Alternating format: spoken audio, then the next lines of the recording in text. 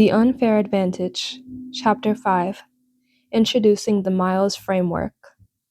Know thyself. Socrates. M. Money.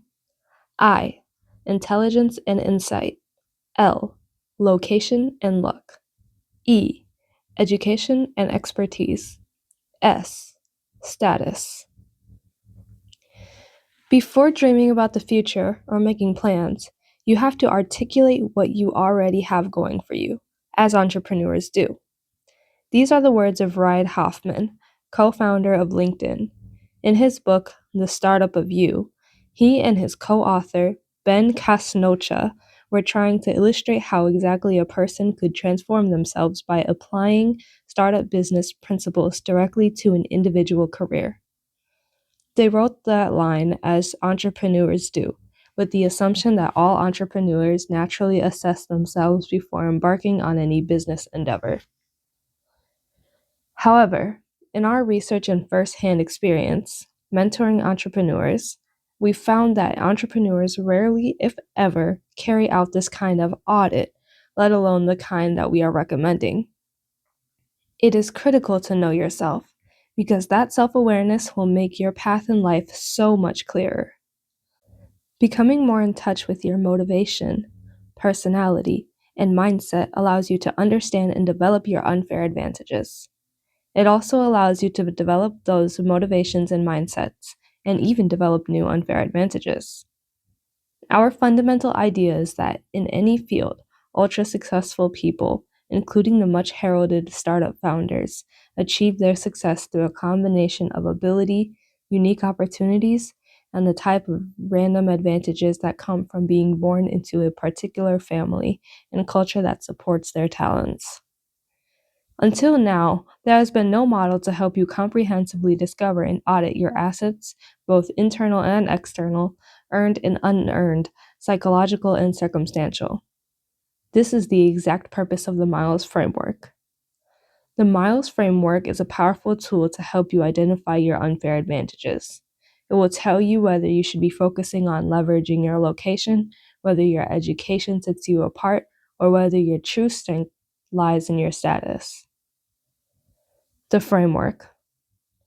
Unfair advantages are not just about your strengths, which is what you'll often read about in business and self-help books. The unique thing about your unfair advantage concept is that it also takes into account your circumstances. Through our extensive experience, study, and observation of successful people, particularly entrepreneurs, we've identified 5 categories of unfair advantages which comprise the Miles Framework. They are money, intelligence and insight, location and luck, education and expertise, and status. Money is the capital you have, or that you can easily raise.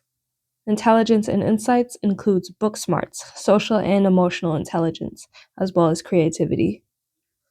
Location and luck is all about being in the right place at the right time.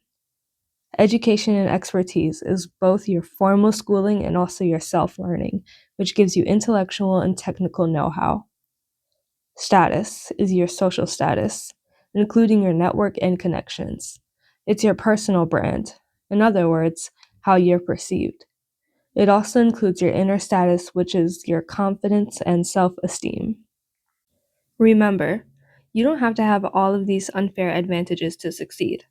The best strategy is to partner up with people who have unfair advantages that complement yours.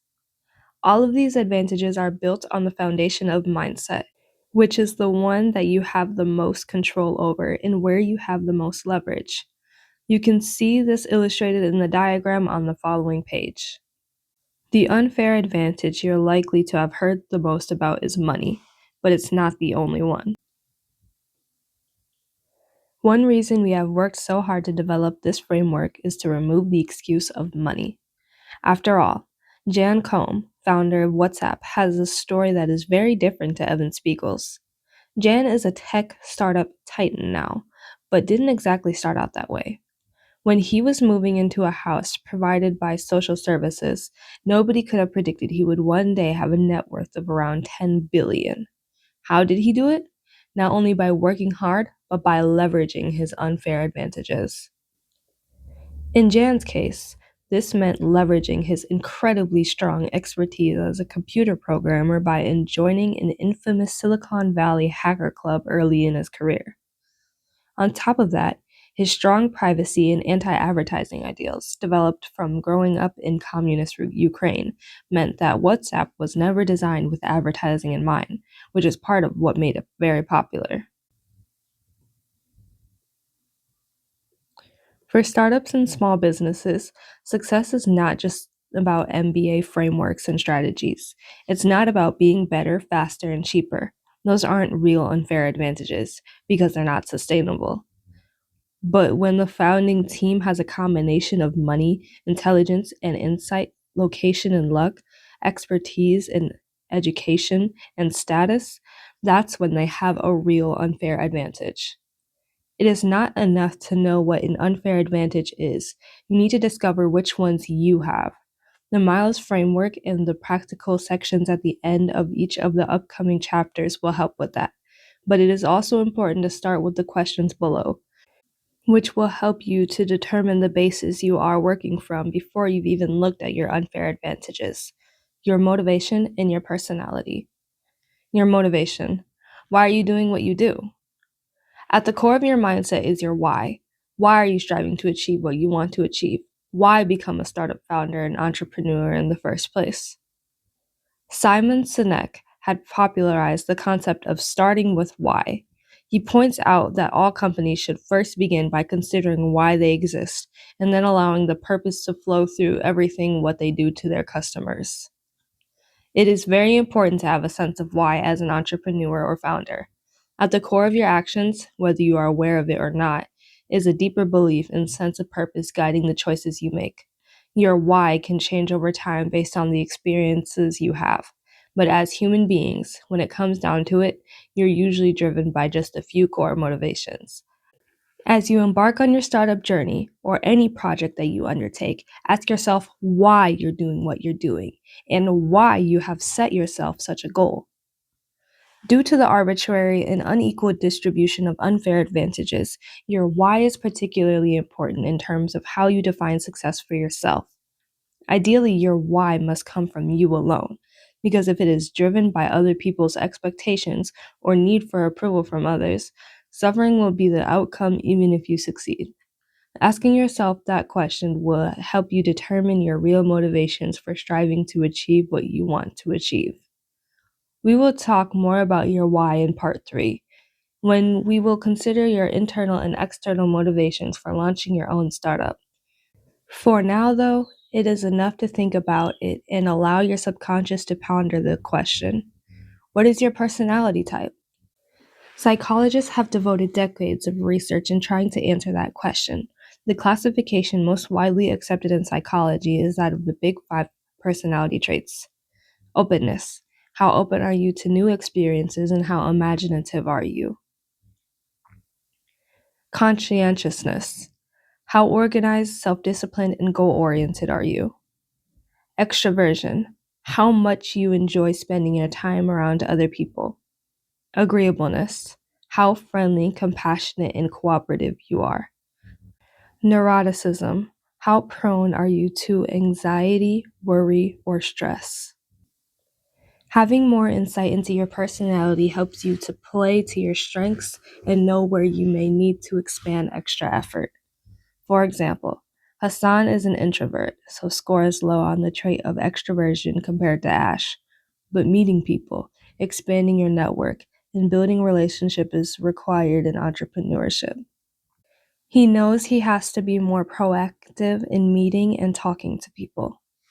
Ash, on the other hand, scores so highly on openness that he finds it challenging to say no to new opportunities and the new ideas that he constantly has.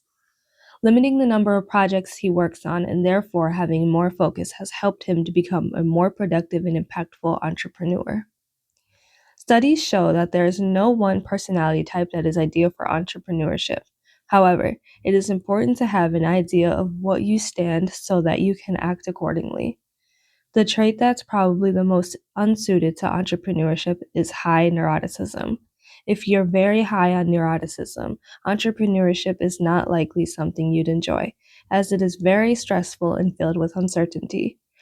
You will need a healthy dose of emotional stability because of the incredibly high highs and low lows in starting and running a business. It may be worth considering doing something with less risk to help manage your mental health. The number one trait to consider after neuroticism is being visionary, which is very similar to the trait of openness. It's important as an entrepreneur to be curious, to have ideas, and to be unafraid to experience new things. Every other trait has less of an effect, especially if you balance out your weakness by partnering up with the co founder who has complementary strengths. For example, if you are very introverted, it helps to partner with somebody who's more of an extrovert. Likewise, for the trait of conscientiousness. If you are not organized, but maybe more visionary and creative, it can help to partner with somebody who is. Another popular tool to better understand your personality is the Myers Briggs assessment, which might be the most common personality test in the world. We see it pop up on people's internet bios, resumes, or even business cards. There are many great free tests online and also many bad ones. Do your research, avoid the silly ones that you'll see on social media, and focus on a couple of good ones that are backed by research. Consider what they say about you and how that reflects on your life experiences. Don't worry too much about the results, especially if you find yourself disagreeing with them. These are just indicators. Many of these tests remain works in progress and can change over time, and the results can even depend on how you feel on the day of taking the test. What's much more important is the self reflection that taking the test induces. This introspection is very helpful as a way to consider which path to take to find success, which type of startup, which industry, and even whether you would instead prefer to hedge the risks of launching a startup by being an employee at an early stage startup, or even doing it as a side hustle while maintaining a day job. It's also important to consult the people who know you, whether they're family, friends, colleagues, or roommates. They will give you great insight as well. Before we get on the pillars of the Miles framework, it is critical to address the foundation. Without this foundation, you could stack every unfair advantage in the world and still find yourself unhappy and unsuccessful. That foundation is your mindset. You can download a full-size copy of the Miles diagram, plus extra material and bonuses exclusively available to readers of this book by visiting www.theunfairadvantage.co.uk/bonus.